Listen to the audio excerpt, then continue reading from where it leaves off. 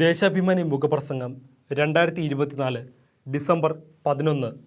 ആദ്യം കാക്കേണ്ടത് ആരാധനാലയ സംരക്ഷണ നിയമം. 1991 ആരാധനാലയ സംരക്ഷണ നിയമം ചോദ്യം ചെയ്തുള്ള ഹർജികളിൽ സുപ്രീം കോടതി നാളെ വാദം കേൾക്കാനിരിക്കെ കേസിൽ കക്ഷി ചേരാനുള്ള CPIM തീരുമാനം അതീവ നിർണായകമായി.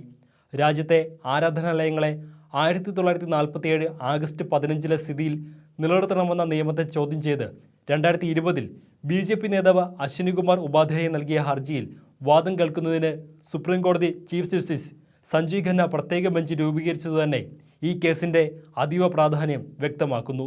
നിയമം നിലനിൽക്കെ വാരണാസിയിലെയും മധുരയിലെയും മസ്ജിദുകൾക്ക് മേൽ അവകാശവാദം ഉന്നയിച്ച് നൽകിയ ഹർജികൾ കീഴ്ക്കോടതികൾ ഫയലിൽ സ്വീകരിച്ച് സർവേക്ക് ഉത്തരവിട്ടു.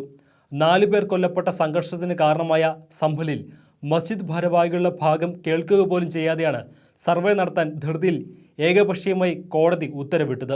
സർവ്വമതസ്ഥരുടെയും തീർത്ഥാടന കേന്ദ്രമായ അജ്മീർ ദർഗയുടെ അടിയിൽ ശിവക്ഷേത്രമാണെന്ന് കാണിച്ചുള്ള ഹർജി കോടതിയുടെ പരിഗണനയിലാണ്. ഏറ്റവും ഒടുവിലായി UPയിലെ അഡാലിയിലെ മസ്ജിദ് ക്ഷേത്രമായി പ്രഖ്യാപിക്കണമെന്ന ഹർജി ഫയലിൽ സ്വീകരിച്ച കീഴ്ക്കോടതി നടപടിക്കെതിരെ പള്ളി കമ്മിറ്റി അലഹബാദ് ഹൈക്കോടതിയെ സമീപിച്ചിരിക്കുകയാണ്. ആരാധനാലയങ്ങൾക്ക് മേൽ അവകാശവാദം ഉന്നയിച്ച് രാജ്യത്തെ വർഗീയമായി പുലർക്കാനുള്ള ആസൂത്രിത ശ്രമമാണ് നടക്കുന്നതെന്ന് ഇതെല്ലാം തെളിയിക്കുന്നു. ഈ സാഹചര്യത്തിൽ 1991 ആരാധനാലയ സംരക്ഷണ നിയമം നിലനിർത്തേണ്ടതും ഫലപ്രദമായി നടപ്പാക്കേണ്ടതും ജനാധിപത്യത്തിനും മതനിരപേക്ഷതയ്ക്കും അനിവാര്യമാണ്. ബാബരി മസ്ജിദ് വിഷയം കത്തു നിൽക്കെയാണ് 1991 PV നരസിംഹറാവുവിൻ്റെ നേതൃത്വത്തിലുള്ള സർക്കാർ ആരാധനാലയങ്ങൾ 1947 ആഗസ്റ്റ് 14 സ്ഥിതിയിൽ സംരക്ഷിക്കപ്പെടണമെന്ന നിയമം പാർലമെൻറ്റിൽ പാസാക്കിയത്. ഇങ്ങനെയൊരു നിയമം വേണമെന്ന് ഇടതുപക്ഷമടക്കമുള്ള പ്രതിപക്ഷ പാർട്ടികൾ ശക്തിയായി ആവശ്യപ്പെട്ടിരുന്നു. BJP നിയമത്തെ എതിർത്തു. ബാബരി മസ്ജിദിനെ ഒഴിച്ചു നിർത്തിയുള്ള നിയമം ആരാധനാലയങ്ങളെ ചൊല്ലിയുള്ള അവകാശവാദം സൃഷ്ടിക്കുന്ന സംഘർഷത്തിന് അറുതി വരുത്തുമെന്നായിരുന്നു ബിൽ അവതരിപ്പിച്ച അന്നത്തെ ആഭ്യന്തരമന്ത്രി SB ചവാൻ പ്രത്യാശിച്ചത്. എന്നാൽ ഒരേ സമയം നിയമത്തെ വെല്ലുവിളിച്ചും നിയമമാർഗം ഉപയോഗിച്ചും സംഘപരിവാർ ആരാധനാലയ രാഷ്ട്രീയം ആളിക്കത്തിക്കുന്നു. ചില കോടതികളെങ്കിലും അതിന് കൂട്ടുനിൽക്കുമ്പോൾ ആരാധനാലയ സംരക്ഷണ നിയമത്തിന് സംരക്ഷണമൊരുക്കേണ്ടത് അത്യന്താപേക്ഷിതമാണ്.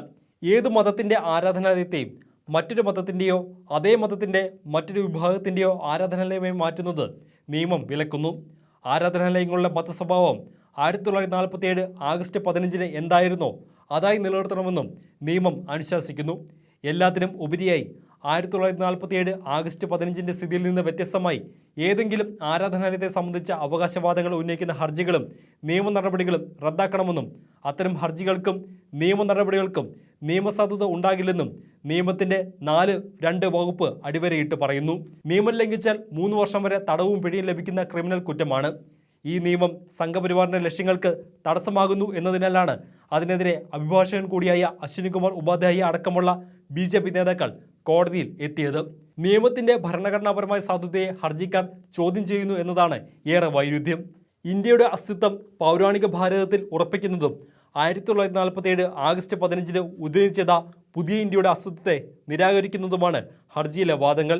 കഴിഞ്ഞ വർഷം കേസ് പരിഗണിച്ച കോടതി കേന്ദ്ര സർക്കാരിൻ്റെ അഭിപ്രായം തേടിയിരുന്നു. കേന്ദ്ര നിലപാട് ഏറെക്കുറെ ഊഹിക്കാവുന്നതാണ്. ഭരണഘടനാ സ്ഥാപനങ്ങളെല്ലാം കാവ്യവൽക്കരിക്കപ്പെടുന്ന കാലത്ത് മതനിരപേക്ഷതയുടെ അവസാന കച്ചിത്തുരുമ്പ് ജുഡീഷ്യറിയാണ്. ആ ജുഡീഷ്യറിയിലും സംഘപരിവാറിൻ്റെ നീരാളി കൈകൾ എത്തി. നിയമങ്ങൾ ഭൂരിപക്ഷ മതവിഭാഗത്തിന് അനുകൂലമായിരിക്കണമെന്ന അറപ്പിക്കുന്ന പ്രസ്താവന കഴിഞ്ഞ ദിവസം വന്നത് അലഹബാദ് ഹൈക്കോടതിയിലെ ജഡ്ജിൽ നിന്നാണ്. ജനാധിപത്യ മതനിരപേക്ഷ ഇന്ത്യയുടെ നിലനിൽപ്പ് ആഗ്രഹിക്കുന്നവരുടെ നിതാന്ത ജാഗ്രത ആവശ്യപ്പെടുന്നതാണ് രാജ്യത്തെ സാഹചര്യം. ആ കടമയാണ് CPIM ഏറ്റെടുത്തിരിക്കുന്നത്.